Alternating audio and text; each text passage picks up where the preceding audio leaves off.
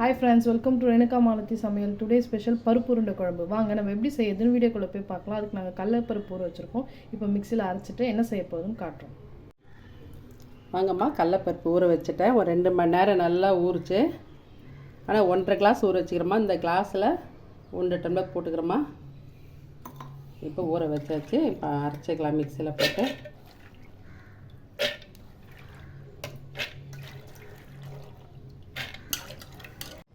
எல்லாம் மிக்சியில் போட்டாச்சுமா, அரைச்சிக்கலாம். வாங்கம்மா, பருப்பு இப்படியே அரைச்சிக்கிறேன். இந்த மாதிரி அரைக்கணும். உண்டைக்கு இந்த மாதிரி தான் அரைக்கணும். எல்லாம் மிக்ஸ் பண்ணிக்கலாம் போட்டு.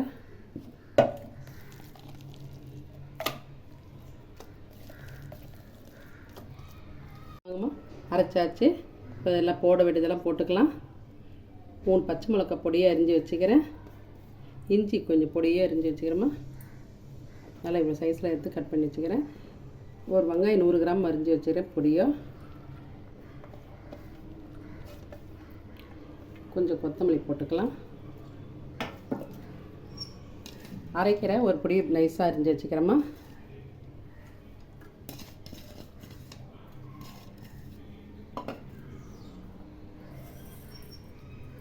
சோம்பு போட்டுக்கலாம்.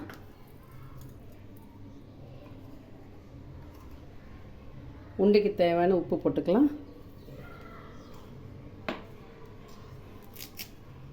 கருவேப்பிலை 2 எனக்குமா கொஞ்சம் கிள்ளி போட்டலாம். என்ன உண்டை பிடிக்க போகிறோம், முழுசாக இருந்தால் கஷ்டம். எல்லாம் போட்டாச்சு. இப்போது எல்லாம் மிக்ஸ் பண்ணிக்கலாம்.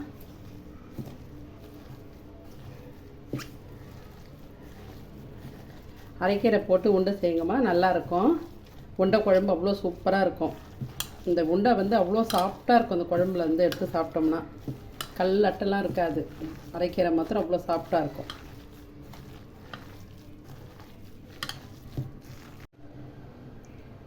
தேங்காய் போட்டுக்கலாமா. ஒரு 2 பெத்த அளவுக்கு கட் பண்ணி வச்சுக்கிறேன். மிக்சியில் போட்டு அரைச்சிக்கலாம். கொஞ்சம் சோம்பு போட்டுக்கலாம். ஒரு 1/2 ஸ்பூன்னு தான்.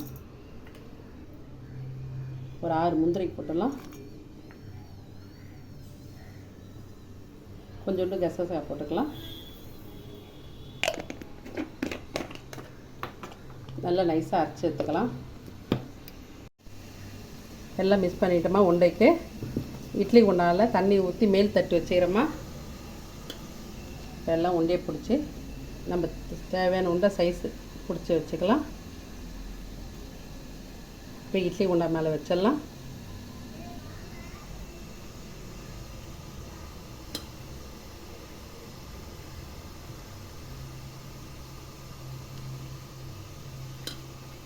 பாருங்கள், எல்லாம் உண்டை பிடிச்சி வச்சுட்டேன் இட்லி குண்டா மேலே மேல் தட்டில். இப்போ மூடிடலாம். ஒரு 10 நிமிஷம் நல்லா வேகட்டும். 10-15 நிமிஷம் வேகட்டுமா. அதுக்குள்ளே குழம்பெல்லாம் தாளிச்சிக்கலாம். வாங்க, ஒரு 4 வெந்தயம் போட்டுக்கலாம். சும்மா கொஞ்சமாக போட்டுக்கிறேன். கடுகு போட்டுக்கலாம்.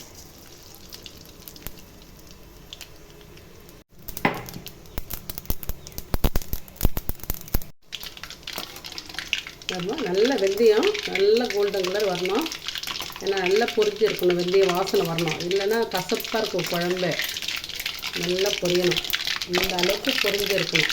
பாருங்கள், இந்த மாதிரி பொரிஞ்சிருந்தால் தான் குழம்பு வாசனையாக இருக்கும்.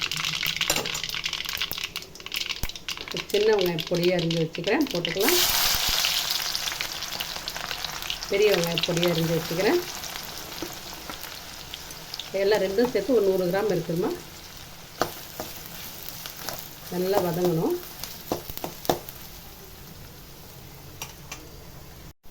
ஒரு 10 பூண்டு பல்லு உரித்து வச்சுக்கிறேன். இதில் போட்டுக்கலாம்.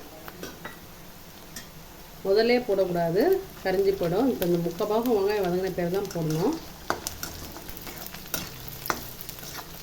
உடம்பு கேஸ் பிடிக்காது பூண்டு போட்டால்.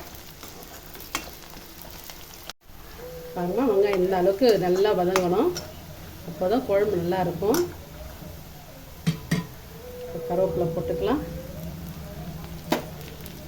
தக்காளி அரிஞ்சு வச்சுக்கிறோமா. 2 தக்காளி போட்டுடலாம்.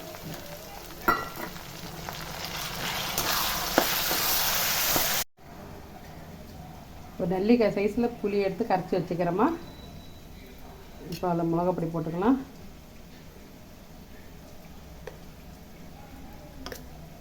நாலு 5 ஸ்பூன் போட்டுக்கிறோம்மா. மஞ்சள் பொடி போட்டுக்கலாம். எல்லாம் மிக்ஸ் பண்ணிடலாம்.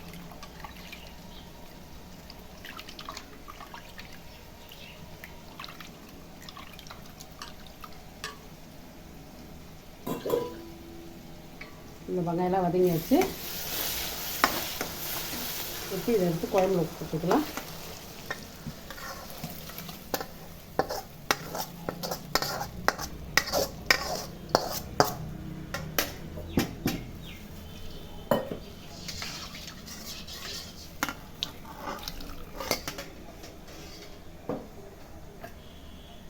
கேஸில் வச்சிடலாம். கொதிக்கட்டும்.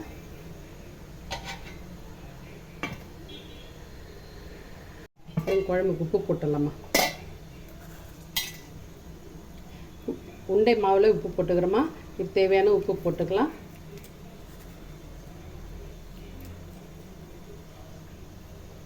ஏன்னா நிறைய போட்டால் உப்பாயிடும், அது பார்த்து போட்டுக்கலாம். இது கொதித்த பேர் உண்டை போடணும். அரைச்சி வச்சதெல்லாம் ஊற்றிடணுமா. கொஞ்ச நேரம் கொதிக்கிட்ட குழம்பு. ஆமாம், உண்டை வெந்துச்சு. ஆஃப் பண்ணிட்டேன் கேஸை.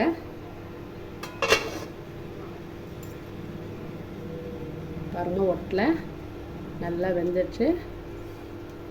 கொஞ்ச நேரம் ஆறுனா எடுத்துடலாம், அழகாக வந்துடும். ஆமாம், குழம்பு கொதிச்சுட்டு நல்லா திக்காக வந்துடுச்சு. இப்போ நம்ம அரைச்ச பேஸ்ட்டு இதில் ஊற்றிக்கலாம். முந்திரி தேங்காயெலாம் அரைச்சலாம், கசதெல்லாம் ஊற்றிக்கலாம். தண்ணி கழுவி ஊற்றி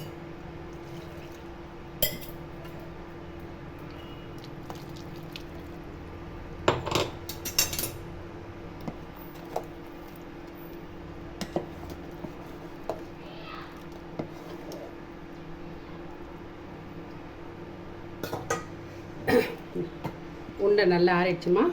எடுத்தாச்சு.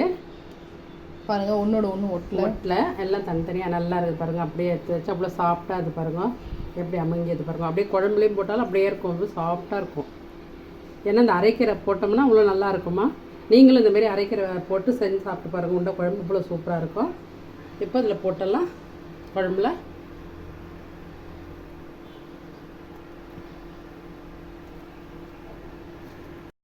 வாங்கம்மா. எல்லாம் உண்டை போட்டாச்சு. குழம்பு மூடிடலாம், கொதிக்கட்டும்.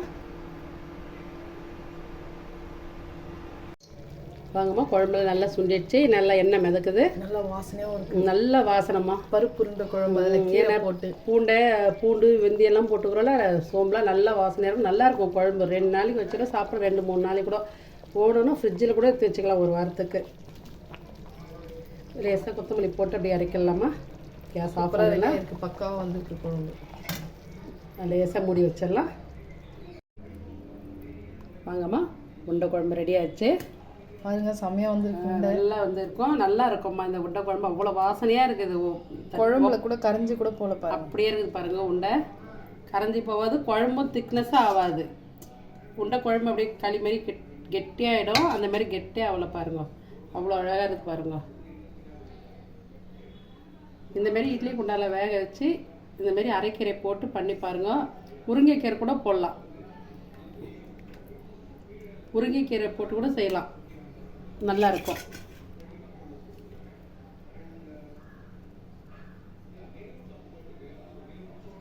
ஹாய் ஃப்ரெண்ட்ஸ், பாருங்கள், டுடே ஸ்பெஷல் பருப்பு உருண்டை சூப்பராக ரெடி ஆயிடுச்சு. பருப்பு உருண்டை குழம்பு எங்கள் அத்தை நல்லா வேறு லெவல் நல்லா டேஸ்ட்டாக பண்ணியிருக்காங்க.